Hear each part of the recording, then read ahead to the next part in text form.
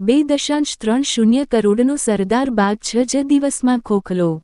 ડભોઈમાં ભ્રષ્ટાચારનો ભંડાફોડ, કોંગ્રેસના તીખા પ્રહારો.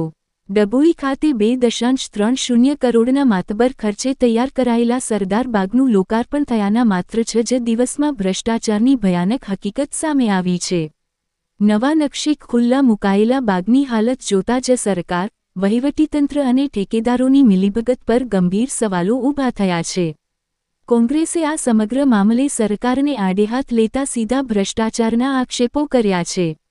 વિધાનસભાના વિરોધ પક્ષના નેતા અમિત ચાવડા અને કોંગ્રેસ નેતા તુષાર ચૌધરીએ સરદાર બાગની સ્થળ મુલાકાત લઈ કામગીરીની ગુણવત્તા સામે તીખા પ્રહારો કર્યા હતા.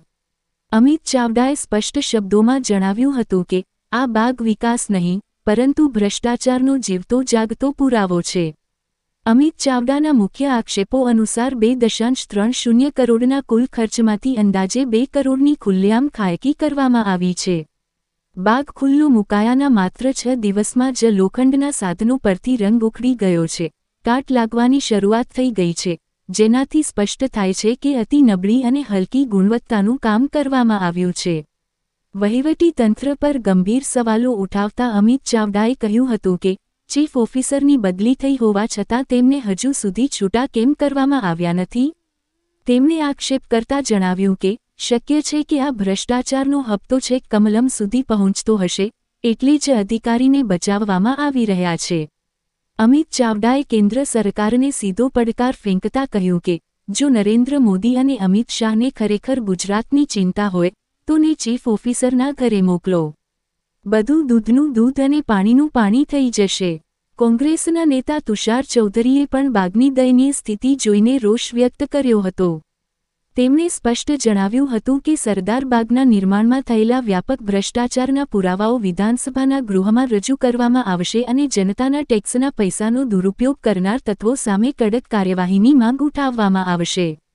ડભોઈમાં કરોડોના ખર્ચે બનેલો સરદાર બાગ અઠવાડિયામાં જ બિસ્માર હાલતમાં પહોંચી જતા વિકાસના નામે થતી લૂંટ સામે મોટો પ્રશ્નાર્થ ઊભો થયો છે.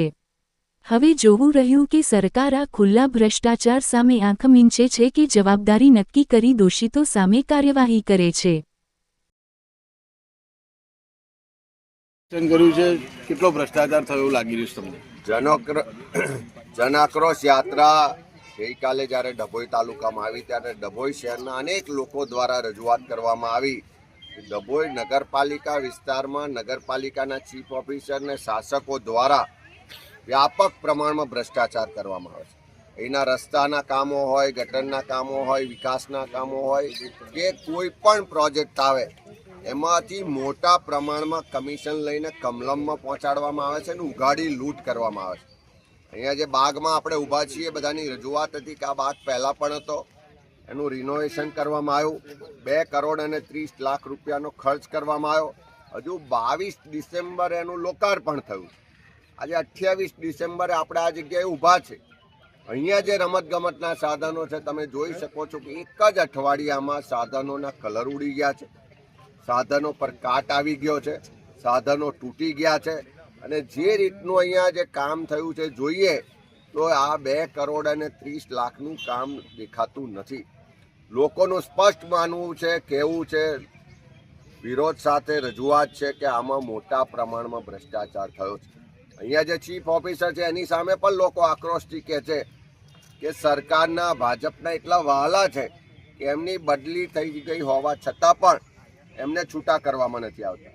અને લોકો તો ત્યાં સુધી કહે છે કે માનનીય નરેન્દ્રભાઈ ને અમિતભાઈ શાહને થોડી પણ આ ડભોઈના લોકોની ચિંતા હોય, થોડી પણ ભ્રષ્ટાચાર સામે કાર્ય કરવાની ઈચ્છા હોય તો એમણે આ ચીફ ઓફિસરને ત્યાં ઈડી ઇન્કમ ટેક્સ મોકલે તો ખબર પડશે કે આવક એમનો પગાર કેટલો છે ને એમની મિલકતો કેટલી છે, એમની 2 નંબરની આવકો કેટલી છે.